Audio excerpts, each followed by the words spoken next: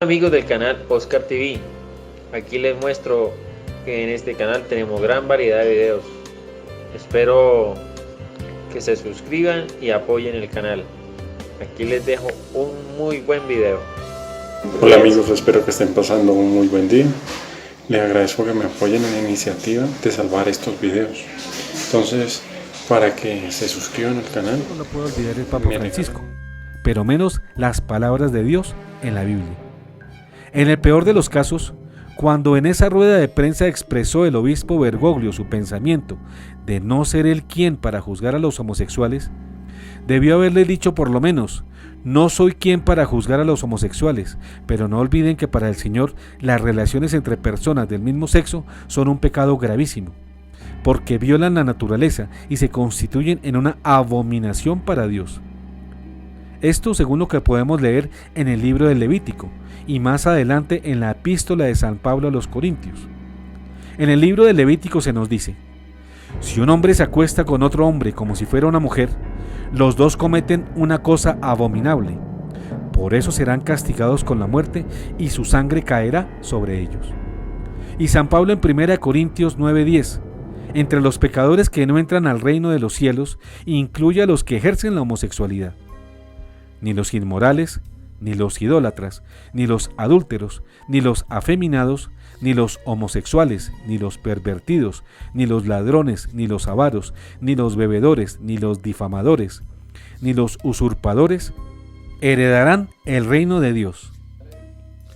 Las consecuencias de la permisividad, con el pecado del populismo moral de prelados como el arzobispo y cardenal Dolan, tenían que ser por fuerza inevitables.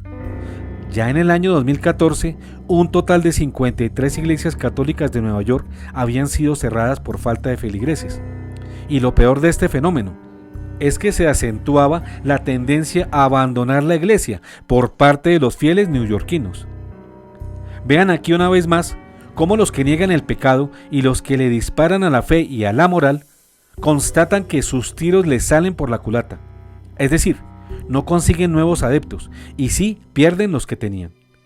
Aquí tenemos confirmada la verdad de que cediendo en las verdades de la fe y de la moral, optando por un permisivismo condescendiente con el pecado y la lujuria, practicando el populismo teológico y ético, lejos de aumentar las cifras de los fieles, las escandaliza y desmanda, y comprueba hasta la saciedad lo inane que es hacerse amigo del mundo para perder la amistad de Dios, como ya lo había expresado en su tiempo el apóstol Santiago. Padre Klaus Mertes, Alemania. Io dedico alla persona che amo, al mio Eduardo. Senza di lui, vieni qua, senza di lui io non saprei come trasformare la mia paura nella forza dell'amore. E lo dico come sacerdote cattolico, innamorato di un uomo. Abundan hoy en la iglesia los sacerdotes y teólogos que miran favorablemente las relaciones entre personas del mismo sexo. Por ejemplo, el padre jesuita alemán Klaus Mertes, en una entrevista a un periódico germano, acaba de decir que la Iglesia Católica ahora debe ayudar a establecer un derecho humano a la homosexualidad. A esto nosotros no podemos entender cómo puede haber un derecho humano a la homosexualidad, siendo esta algo antinatural y por tanto inhumano. Pero lamentamos que haya como una nube de teólogos propugnando que este fementido derecho en nombre de un amor matrimonial imposible. Propugnando por este fementido derecho en nombre de un amor matrimonial imposible. Lo peor de esta proclividad de los teólogos a la aprobación de las relaciones homosexuales es la sodomización del clero.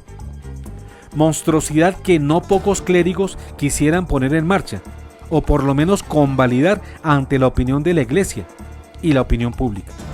Así, por ejemplo, en Austria, una cifra aproximada de 400 clérigos en el año 2011 exigían al cardenal de Viena, Christoph Schönborn, que les autorizara abominaciones como la unión homosexual entre algunos de ellos.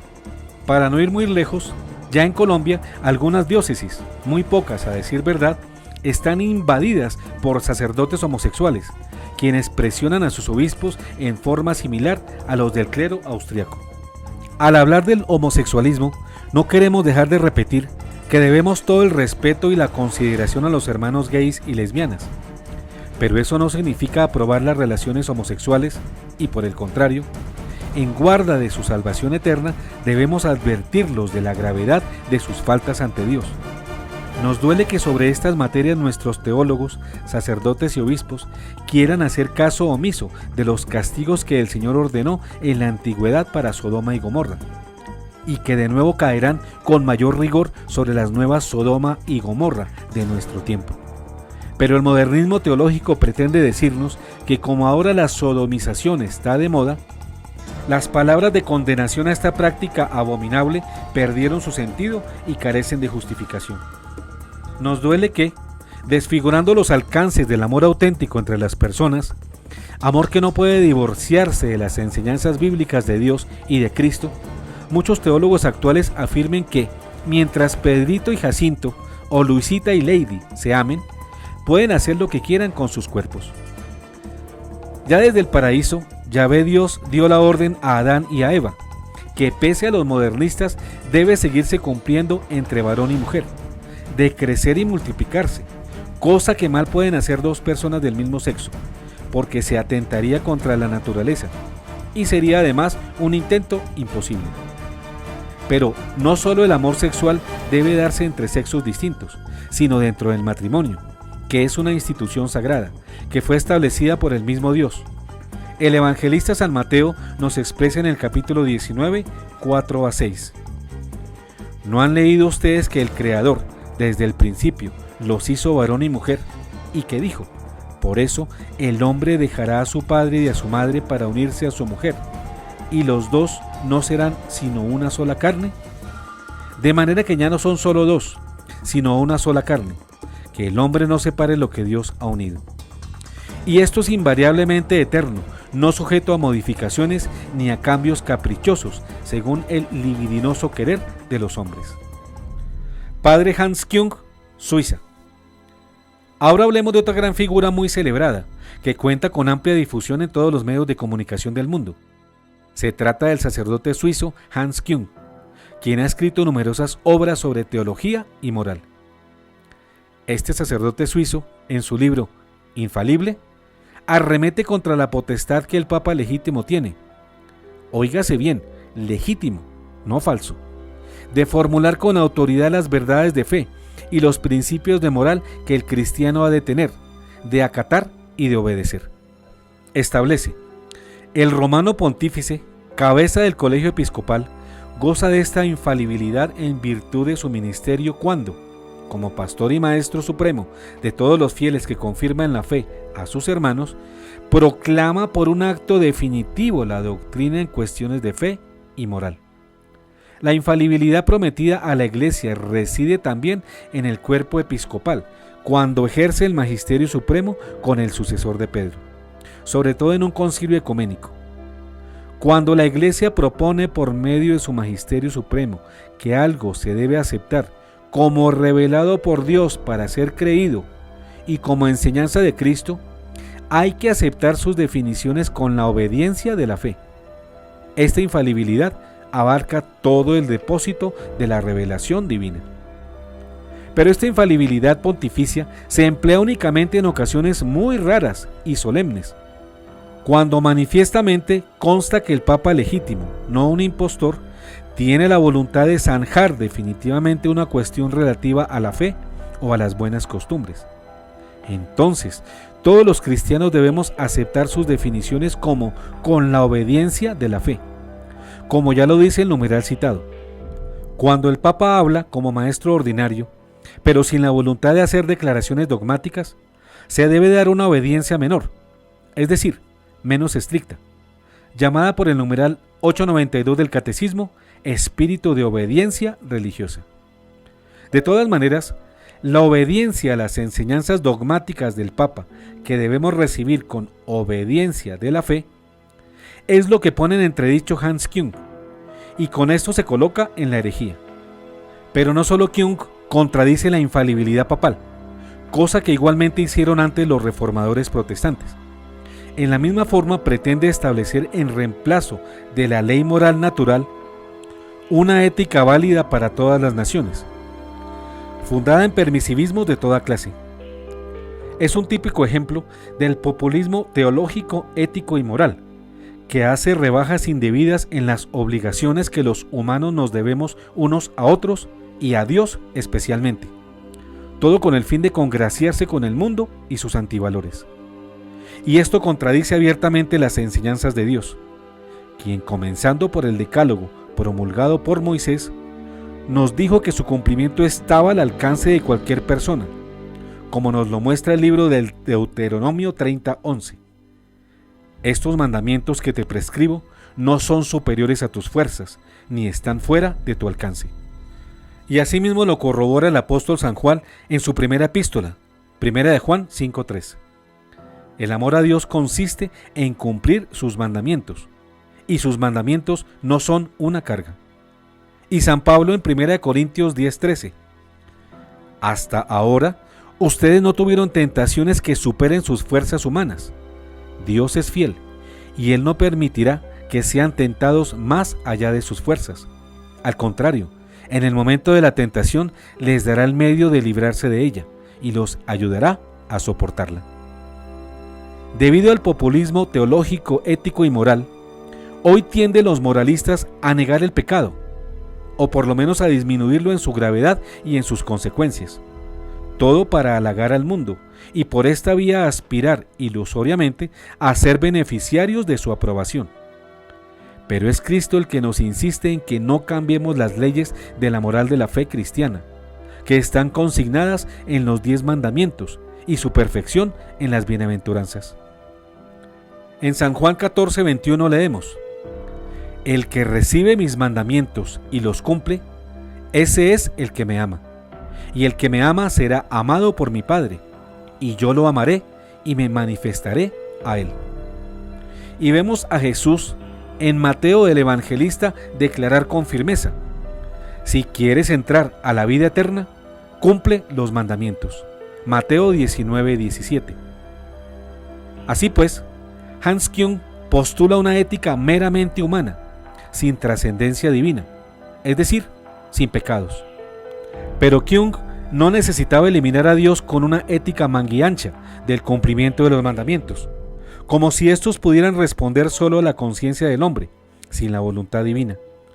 Secularizar la ética, colocando su obligatoriedad en el nombre mismo, es dejarla sin fundamentos, porque así como hoy día puede aprobar sus mandatos, mañana puede rechazarlos o cambiarlos. Es lo que pasa con todas las éticas meramente humanas, que hoy son y mañana no pueden ser, carecen de fijeza y son modificables. Pero lo más grave es que son hechas por los mismos obligados y por tanto carecen de una autoridad superior a ellos. Cardenal Gerhard Ludwig Müller, Alemania. ¿Cómo será de grande la crisis de la Iglesia, que hasta hace poco figuraba en uno de los más altos cargos del Vaticano, en importancia el segundo después del Papa, es decir, el prefecto del dicasterio de la fe, el cardenal Gerhard Ludwig Müller, obispo de Ratisbona, Alemania? En varios programas nuestros mostramos las herejías graves de este personaje, quien comienza por poner en duda la presencia de Cristo en las sagradas especies consagradas de la Eucaristía. En su libro La celebración eucarística, un camino con Cristo. También en su obra Dogmática Católica, estudio y práctica de la teología. Müller niega el dogma de la virginidad de María, pues para él la virginidad no tiene que ver con las características fisiológicas en el proceso de nacimiento de Jesús. En un discurso en honor del obispo luterano Johannes Friedrich, declaró que los protestantes ya son miembros de la Iglesia, debido a que han conservado el sacramento del bautismo. Müller es discípulo del campeón del marxismo eclesiástico, el padre peruano Gustavo Gutiérrez, promotor de la teología de la liberación, a quien considera custodio de la fe de los católicos y a quien prologó un nuevo libro sobre esta nefanda teología, censurada expresamente por los pontífices anteriores Juan Pablo II y Benedicto XVI. Pues bien, mis queridos teleamigos, para sorpresa de todo, hacia mediados del 2012 lo vimos ocupar el dicasterio de la defensa de la fe. En ese entonces recordarán nuestros teleamigos la sorpresa que nos causó que un partidario de las retorcidas teologías del modernismo fuera designado disque defensor de la Santa Fe. Porque conocíamos la obra y el pensamiento del pontífice reinante Benedicto XVI, hombre íntegro en materias de teología y de moral, sabíamos que era imposible que él hubiera nombrado para este cargo al cardenal Müller. Pensábamos entonces, y seguimos pensando ahora, que se lo impusieron los modernistas, antes de que también le impusieran al Papa Ratzinger la obligación de renunciar, bajo amenazas de muerte.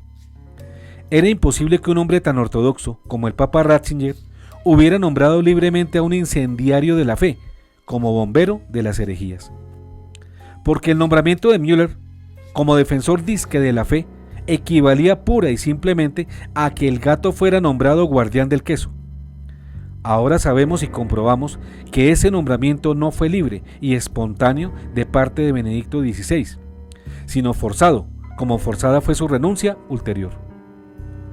Pero queda el hecho significativo de que un hereje que negaba verdades de la fe y que apoyaba al sacerdote marxista Gustavo Gutiérrez se le haya conferido la responsabilidad de liderar el dicasterio que defiende la fe de la Iglesia. Esto muestra sin duda cómo el terreno eclesial estaba minado desde antiguo y cómo los modernistas que socavaban la fe íntegra y pura de la Iglesia se han encumbrado en altas posiciones dentro de la misma, valiéndose de dudosas y enlodadas estrategias para lograrlo. Muchas falsas enseñanzas de otros equivocados teólogos podríamos seguir presentándoles aquí a ustedes, pero el tiempo no nos lo permite. Sin embargo, seamos conscientes de que en la actualidad abundan los que falsean a Cristo y las verdades que Él nos enseñó. Y esto con el mutismo irresponsable y la complicidad de muchos pastores. Por ejemplo, algunos carmelitas descalzos que en Medellín y Cali han despotricado contra el credo de la Iglesia Católica y continúan haciéndolo muy orondos en diferentes retiros, homilías e intervenciones, como las transmitidas por la televisión arquidiocesana de Medellín, Televid. Para ellos no hay excomunión, en cambio, para José Galat, Rafael Arango y Teleamiga, sí. ¿Se pueden entender sus razones? Todo lo que hemos dicho aquí contrasta con la ingenuidad e ignorancia de gran parte de las multitudes que forman la Iglesia, cuando aplauden entusiasmadas, como acaban de hacerlo en Bogotá, Villavicencio, Medellín y Cartagena, y en otras ciudades extranjeras, las palabras del populista Bergoglio, muchas de las cuales contradicen la fe y la ética que durante 2000 años nos ha venido enseñando la Iglesia. Recordamos en este punto que en nuestro programa anterior llamado No, por las venas de Jesús no corre sangre pagana, donde rechazamos las blasfemas declaraciones del obispo Bergoglio en Villavicencio, Colombia, donde dijo que dizque por las venas de Jesús corre sangre pagana, desconoció Francisco tres cosas fundamentales. Primero, que la genealogía que habla Mateo se refiere a San José y no a María. Segundo, que entre José y María no hubo trato sexual alguno. Y tercero, que la Santísima Virgen María fue concebida inmaculada y por tanto absolutamente pura, sin mancha y sin defecto, ni en su alma ni en su cuerpo. Todo lo cual muestra que la sangre tanto de María como de su Hijo Jesucristo fueron muy santas y no tienen nada de pagano. Entonces, amigos del mundo y enemigos de Dios, pues sí, esa es la triste realidad de los pastores que, pretendiendo agradar al hombre, han olvidado su principal obligación de ser fieles a las enseñanzas del Creador. Olvido de los pastores que puede comprometer la vida eterna de sus ovejas, cuando éstas, por culpa de las herejías y la apostasía, son desviadas del recto camino que les trazó Cristo. Por eso, queridos teleamigos, queremos dejar de presente lo dicho al principio, que a la voz del apóstol Santiago nos hace una contundente advertencia: no cambiar los principios que nos enseñó Cristo por los antivalores de moda, porque no es la iglesia la que debe adaptarse al mundo, es el mundo el que debe adaptarse a ella. Recordemos de nuevo la premisa evangélica con que comenzamos este programa, con el cual queremos también terminarlo. El que quiere ser amigo del mundo, se hace enemigo de Dios.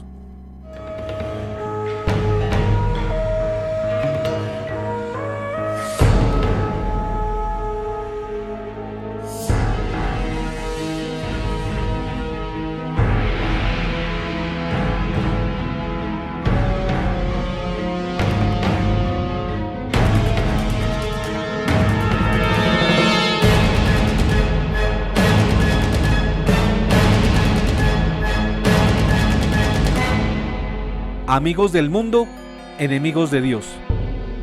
Fin.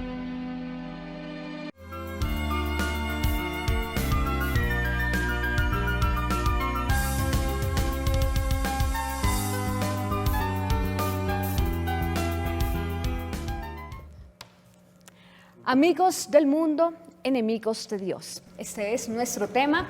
Recibimos sus comentarios al número en WhatsApp 320-859-8733. Doctor. Bueno, entonces tienes la palabra. Bueno,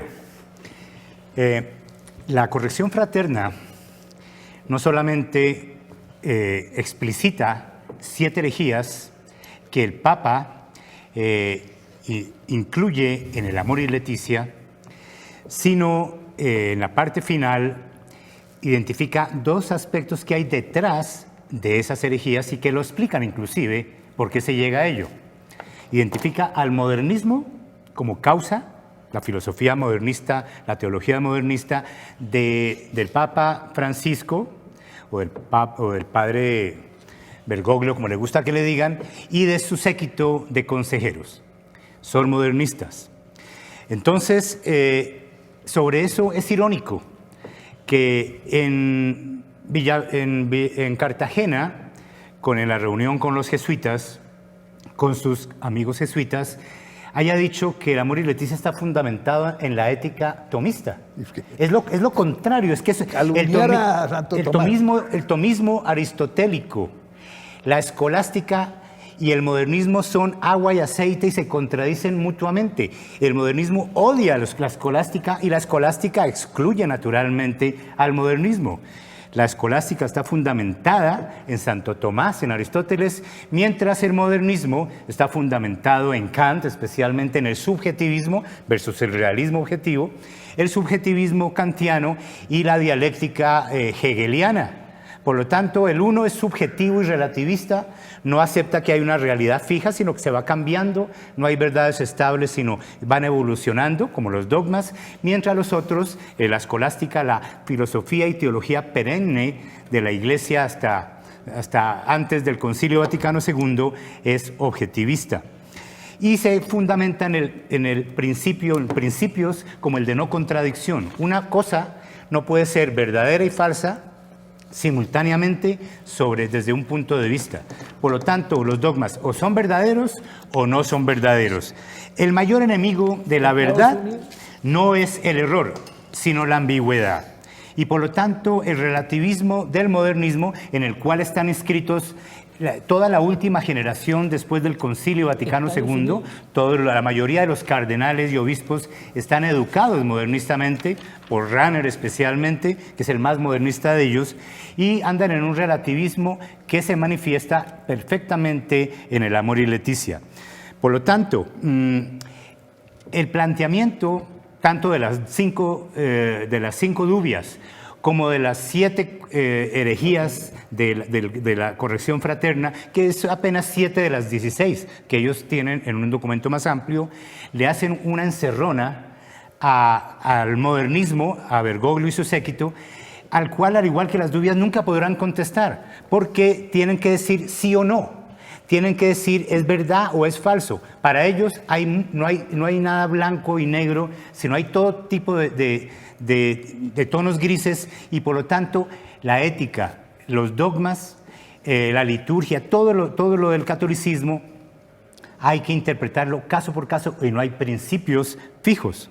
Ahora, definitivamente el modernismo es la razón de todo esto, y este documento no solamente desarrolla muy bien escolásticamente cada uno de los 7 errores, sino hace unos planteamientos, no sé, como 12 o 14 planteamientos escolásticos que están introducidos en los documentos de los últimos papas sobre con trayectoria escolástica que no pudo ser contaminado por el modernismo. Por lo tanto, eso es un aspecto impresionante.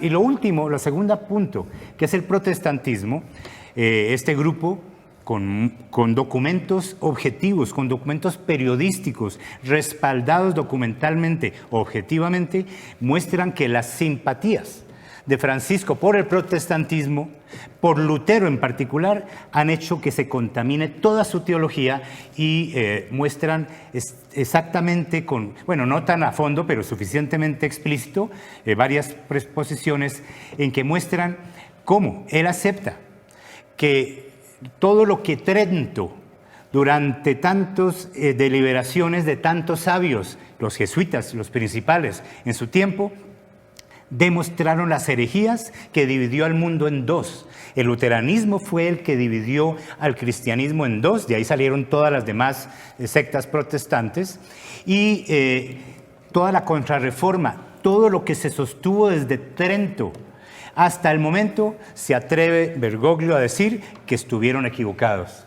Trento estuvo equivocado, todos los papas, todos los documentos acerca del protestantismo estuvieron equivocados, hasta que llegaron finalmente desde Buenos Aires la luz al mundo, y se demostró que no hay diferencia entre el protestantismo y el catolicismo, y ahora el 31 de diciembre lo va a corroborar cuando nos cambie la liturgia. El 31 de diciembre va a estar ya definitivamente todo. Que si hay una llamada de Estados Unidos.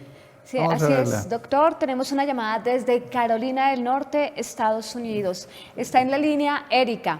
Erika, buenas noches. Buenas noches, un gusto poder comunicar con ustedes. Les agradezco mucho el programa. Erika.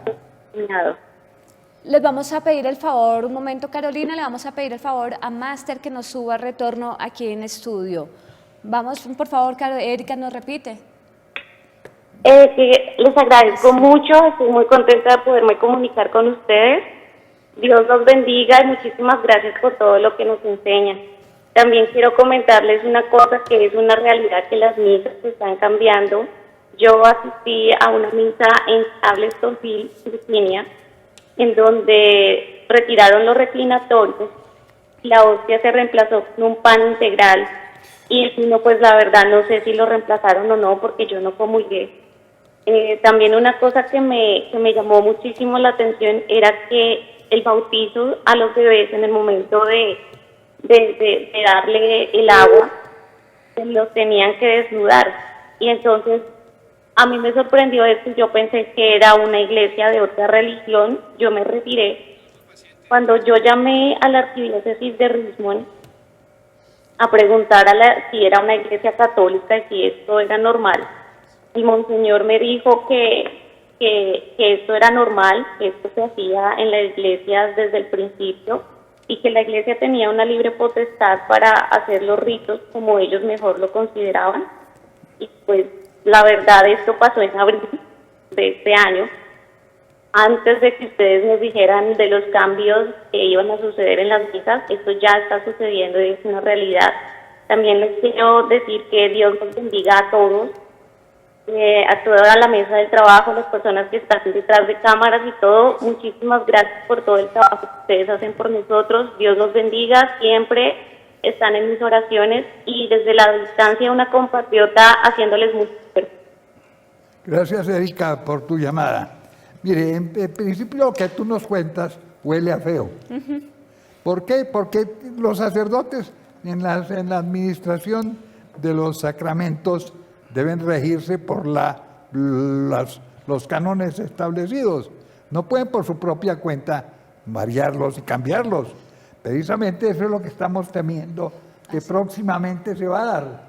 Precisamente esa adulteración de los ritos que para administrar sacramentos. Hay que estar con el ojo abierto.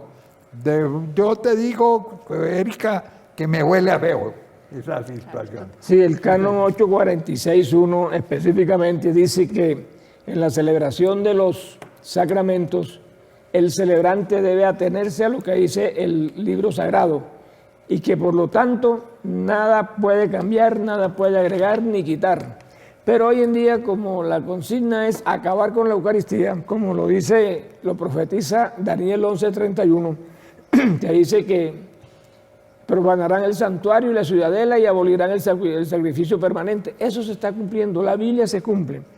Como se cumple también la corrupción de la sal. Mateo 5:13 nos dice, ustedes son la sal de la tierra, mas si la sal pierde su sabor, ¿con qué se salará?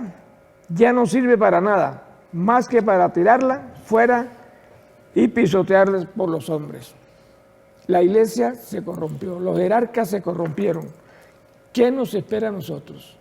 Una religión universal sin Dios, para abrirle el camino al nuevo orden mundial, el nuevo orden mundial que es el gobierno del anticristo.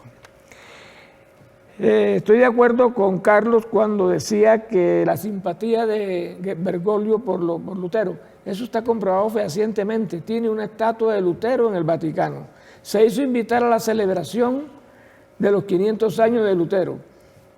Escogió el 31 de diciembre, donde también se hace una celebración. 31 de octubre. El de octubre, perdón, corregí ahora. Gracias. Sí, donde se hace esa celebración y llama poderosamente la atención que sea el 31 de octubre, ¿no? Una fecha de connotación eminentemente satánica, como lo demuestra el Halloween, una fiesta pagana y de origen completamente satánico. Nosotros vemos con preocupación que en algunas diócesis hay una, y me excusan la expresión, una maricocracia, donde los homosexuales están mandando y si no mandan, por lo menos están siendo cortejados y están siendo premiados con las mejores parroquias y con todo eso. Y eso es preocupante. Estamos en contra de esa práctica, no por homofobia, sino por cumplimiento de la palabra de Dios, por respeto a la palabra de Dios. No es la doctrina de la iglesia, es la doctrina de Jesús que predicó. Y ahora, con la justificación que hizo Bergoglio también, que en alguna oportunidad dijo que Lutero no pretendió dividir la iglesia, sino cambiar la doctrina. Por tratar de arreglarla, la empeoró. Cambiar la doctrina de Jesús, por Dios. Gracias. Bueno, dime WhatsApp cómo han Sí, estado. doctor, pues la verdad es que hoy han llegado muchísimos mensajes, pero más allá de las felicitaciones, agradecimientos, han llegado mensajes con muchísima información impactante, impresionante. Aquí tengo unos que dicen lo siguiente. Dice, a quien nos debemos a Jesucristo o al Papa. Sobre esta piedra edificaré mi iglesia, Mateo 16:18. Pero ¿cuál es la piedra angular? Jesucristo, que es la base, Mateo 21:42. Francisco es guía, pero no caigamos en idolatrías al divinizarlo. Jesús también le dijo a Pedro, quítate delante de mí, Satanás. Me eres piedra de tropiezo, porque no estás pensando en las cosas de Dios, sino en la de los hombres. Si algún pensamiento o posición de Francisco no está siendo clara frente al Evangelio, debemos dejar la tibieza espiritual, leer la Escritura y a través del Espíritu Santo discernir. Además, en 1 de Tesalonicenses 5:21, Pablo dice, antes bien, examinarlo todo cuidadosamente, retened lo bueno y desechad lo malo. Si alguien hace una alerta en este caso, Galat, pues no nos quedemos con lo que solo dice Galat. Miremos lo que dicen los clérigos que han pedido aclaración a Francisco y no ha sido contestada. Investiguemos, miremos cuidadosamente, como lo enuncié arriba, para estar atentos a cualquier cambio doctrinal. Jesucristo es el mismo ayer, hoy y por siempre. Bueno, está bien que no sigan solamente a Galad. Miren, investiguen, estén atentos a los cambios.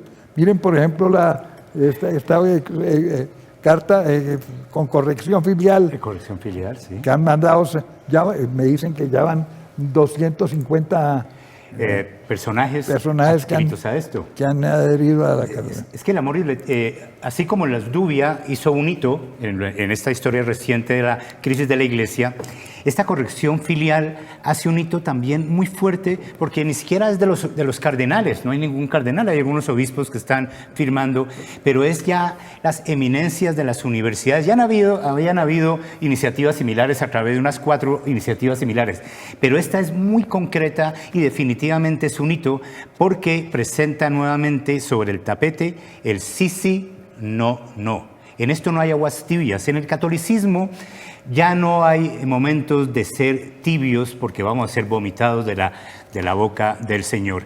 En este momento estamos muy cerca, porque esto lo muestra y los comentaristas lo dicen, estamos muy cerca al cisma. Y el cisma no lo causan los que se mantienen en la fe tradicional de la Iglesia, sino los que se salen y tratan de cambiar la naturaleza de la Iglesia. Este documento ustedes lo pueden bajar en internet.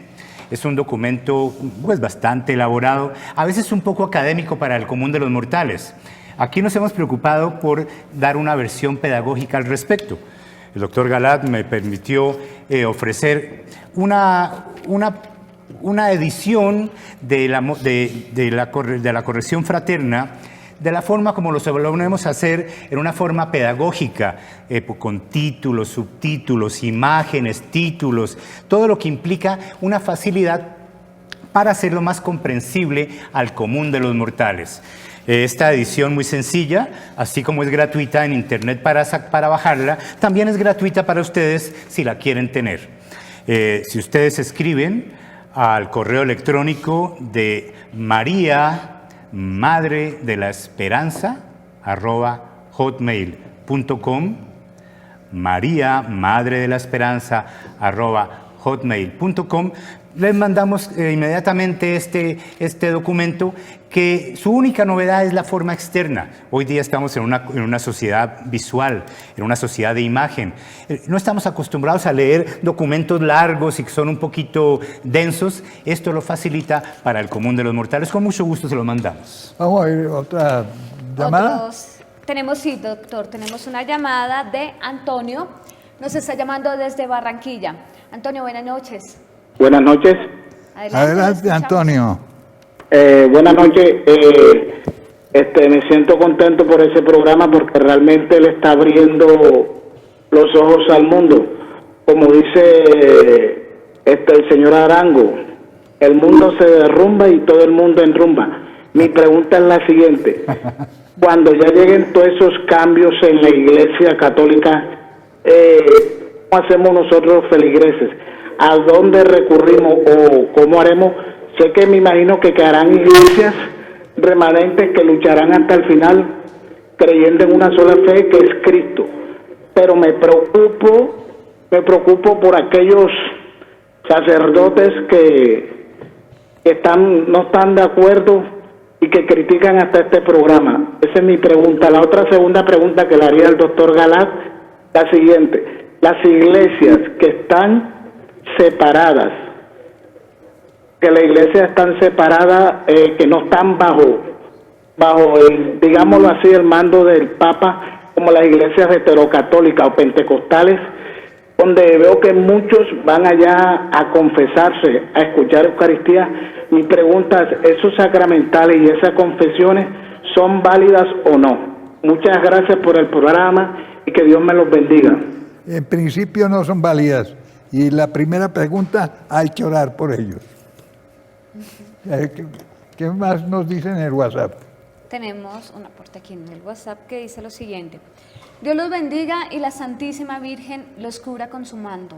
En Sincelejo, Sucre, el padre Adalberto Sierra lo tienen como un gran teólogo y solo vive diciendo herejías. Niega la resurrección de Cristo, la multiplicación de los panes, el infierno, la existencia del diablo y todo lo demás. Y lo peor es que las homilías las escribe y se las envía a los sacerdotes para que repitan. La oración del Padre Nuestro lo cambió diciendo: perdona nuestras ofensas, que nosotros perdonamos a los que nos ofenden. ¿Y el obispo qué hace frente a este sacerdote? A ver, tú que eres de Sucre, ¿tú lo conoces? No sé, a mí me extraña la actitud del obispo actual, porque viene de Valledupar, donde hay un obispo muy bueno, muy recto en la doctrina, pero el monseñor José, ahora no sé qué le pasa, que dejó la misma camarilla que tenía el nefasto en el Beltrán Santa María. Y digo nefasto porque todavía hace unos días salió en una foto con la élite de la FARC, un connotado izquierdista y ateo, hereje. Yo no sé, monseñor, ahora qué le ha pasado, que ha conservado siempre la misma camarilla, con tantas evidencias que hay de algunos sacerdotes que están... ¿Será que el que calla otorga? Pues sí, pero me extraña la actitud. A mí me extraña más que un sacerdote estos públicamente diga todas estas insensateces, todos estos disparates. En cambio, nos disparan a mí, a Rafael Arango y a nosotros por estar defendiendo las verdades de la fe. ¡Qué contradicción! Sí, pero esa es la tónica hoy en día. Esto me hace recordar a Juan 15, del 17 al 18. Si el mundo los odia, sepan que a mí me ha odiado antes que ustedes. Si fueran del mundo, el mundo amaría lo suyo. Pero no son del mundo, porque yo al elegirlos los he sacado del mundo. Por eso los odia el mundo. Y ese odio se refleja en la campaña que han hecho, por lo menos aquí en Bogotá y en otras partes del país, donde los sacerdotes insisten en que no vean a Teleamiga. Claro, para poder decir todas esas insensateces que acabamos de oír. Bueno, tienes la palabra. Bueno, doctor, quiero también decirles, y es que no se puede confundir el fin con el medio. Nuestro fin debe ser alcanzar nuestra propia salvación y ayudar a la salvación de las demás almas. No podemos temer arriesgarlo, a perderlo todo por defender la verdad. Porque si nosotros defendemos una verdad en la cual estamos defendiendo la palabra de Dios, Dios mismo se encargará de defendernos a nosotros. Así que no hay que temer y no hay que estar del lado del mundo, hay que estar del lado de Dios. Por otro lado, quiero hacerles una invitación. Es a un evento que vamos a hacer por primera vez y se va a llamar así: Saquémoslas de allí. Es una jornada de oración e intercesión por las almas del purgatorio.